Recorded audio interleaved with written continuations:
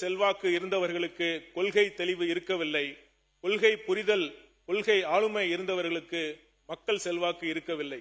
அந்த சூழலில் மிகப்பெரிய மக்கள் செல்வாக்கு உள்ள தலைவர் இந்த மண்ணோட அரசியலை, இந்த மண்ணோடு கொள்கையை பேசியதுதான் மிகப்பெரிய தாக்கத்தை ஏற்படுத்தி தமிழக அரசியல் வரலாற்றில் மாபெரும் திருப்பு முனையாக அமைந்தது. மாண்புமிகு பேரவைத் தலைவர் அவர்களே, முந்தைய ஆட்சியாளர்கள் தமிழகத்திற்கு எதுவுமே செய்யவில்லை என்று நாங்கள் ஒருபோதும் கூறமாட்டோம். பல நல்ல திட்டங்கள் இருந்ததுண்டு, பல நல்ல திட்டங்கள் அவர்கள் வகுத்தார்கள், நாங்கள் வரவேற்கிறோம்.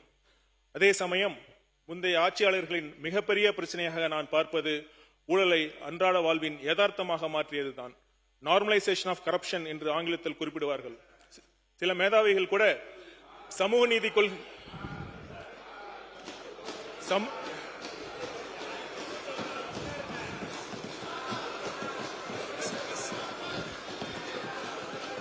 சில மேதாவிகள் கூட சமூக நீதி கொள்கைகள் பேசி மதவாத சக்திகளை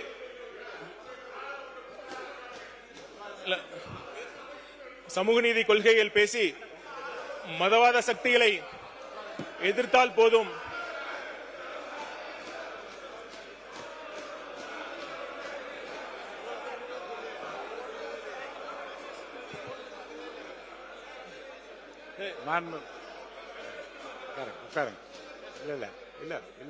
இருங்க.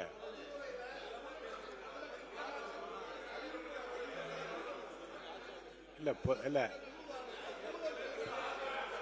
பொதுவா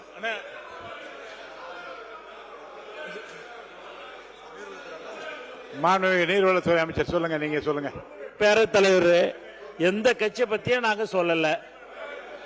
அவரு எந்த கட்சியை பத்தியுமே அவர் சொல்லல. நீங்க இல்ல நீங்க ஊழல் நீங்க ஏன் நிக்கிறீங்க? இல்ல எந்த கட்சியை பத்தியும் சொல்லல சார். ஆனா எந்த கட்சியை பத்தியும் சொல்லல. அவரே